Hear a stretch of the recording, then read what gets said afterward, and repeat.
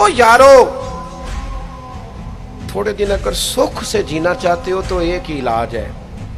مالک کی رضا میں راضی رہو، نہ سمجھ آئے تو پھر کربلا والے امام حسین کی طرف دیکھنا، وہ نانا کے کندھوں پہ تھے پھر بھی بڑے خوش تھے، وہ ماں کی گود میں تھے پھر بھی بڑے خوش تھے، شیر خدا کی باہوں میں تھے پھر بھی بڑے خوش تھے، حسن کے ساتھ سفر حج پہ تو بھی بڑے راضی تھے، اور جس دن رجب کے مہینے میں مدینہ چھوڑ رہے تھے تو اس دن بھی کہہ رہے تھے مالک میں تیری رضا پہ راضی ہوں۔ اور حسین ابن علی رضی اللہ تعالیٰ عنہ نے ہمیں یہ معیار دیا ہے، جس دن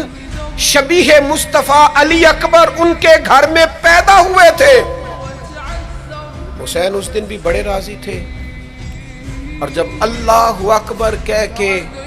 زخم کھا کے جناب علی اکبر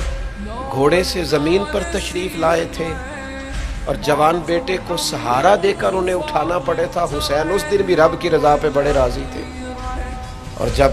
چھوٹا سا بیٹا ان کی گود میں اس کی سانسیں اکھڑ رہی تھیں تو امام علی مقام اس وقت بھی اپنے رب کی رضا پہ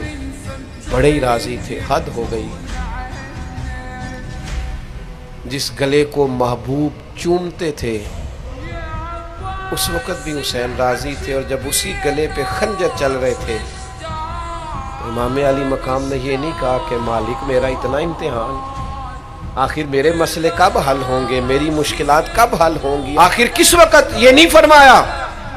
بلکہ یہ سارا کچھ سہ کے دونوں ہاتھ زمین پہ بچھا کے سجدہ شکر ادا کر کے کہا مالک جہاں تو رکھے حسین وہاں راضی ہے۔